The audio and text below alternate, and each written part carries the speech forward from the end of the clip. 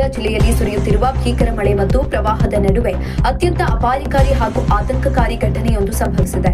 ಖಲಾಪುರ ತಾಲೂಕಿನಲ್ಲಿರುವ Hindustan petroleum gas bottling ಸ್ಥಾವರಕ್ಕೆ ಪ್ರವಾಹದ ನೀರು ನುಗ್ಗಿದ ಪರಿಣಾಮ ಬರೋಬ್ಬರಿ 3,000 ಎಲ್ಪಿಜಿ ಗ್ಯಾಸ್ ಸಿಲಿಂಡರ್ಗಳು ನೀರಿನಲ್ಲಿ ಕೊಚ್ಚಿ ಹೋಗಿವೆ. ಇವುಗಳಲ್ಲಿ ಬಹುತೇಕ ಸಿಲಿಂಡರ್ಗಳು ಹತ್ತಿರದ ಪಾತಾಳಗಂಗಾ ನದಿಯಲ್ಲಿ ಸಾಲು ಸಾಲಾಗಿ ತೇಲುತ್ತಿರುವುದು ಕಂಡುಬಂದಿದ್ದು, ಈ ವಿಡಿಯೋ ಸಾಮಾಜಿಕ ಜಾಲತಾಣಗಳಲ್ಲಿ ಭಾರೀ ವೈರಲ್ ಆಗಿದೆ. ನದಿಯಲ್ಲಿ ಸಾವಿರಾರು ಸಿಲಿಂಡರ್ಗಳು ತೇಲಿ ಬರುತ್ತಿರುವುದನ್ನು ಕಂಡ ನದಿ ತೀರದ ಗ್ರಾಮಸ್ಥರು ಮತ್ತು ಸ್ಥಳೀಯ ನಿವಾಸಿಗಳು ಜೀವದ ಹಂಗು ತೊರೆದು ಆ ಸಿಲಿಂಡರ್ಗಳನ್ನು ದಡಕ್ಕೆ ಎಳೆದು ತಂದು ತಮ್ಮ ಮನೆಗಳಿಗೆ ಕೊಂಡೊಯ್ಯುತ್ತಿದ್ದಾರೆ ಎಂಬ ವರದಿಗಳು ಅಧಿಕಾರಿಗಳ ನಿದ್ದೆಗೆಡಿಸಿವೆ.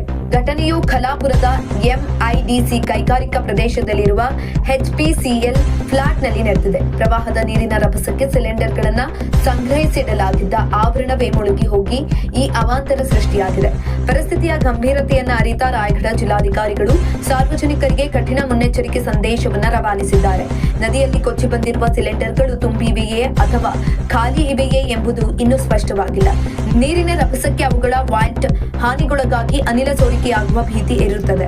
ನದಿ ದಡದಲ್ಲಿ ಸಿಲಿಂಡರ್ ಸಿಕ್ಕರೆ ತಕ್ಷಣವೇ ಹತ್ತಿರದ ತಹಸೀಲ್ದಾರ್ ಕಚೇರಿ ಅಥವಾ ಸ್ಥಳೀಯ ಗ್ಯಾಸ್ ವಿತರಕರಿಗೆ ಒಪ್ಪಿಸಬೇಕು ಅಂತ ಆಡಳಿತ ಆದೇಶಿಸಿದೆ.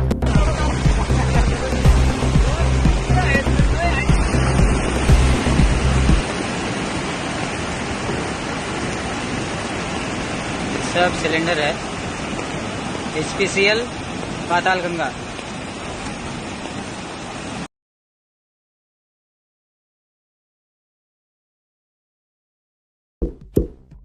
ಇಂತಹ ಇನ್ನಷ್ಟು ವಿಡಿಯೋಗಳಿಗಾಗಿ ಲೈಕ್ ಮಾಡಿ, ಫಾಲೋ ಮಾಡಿ, ಶೇರ್ ಮಾಡಿ.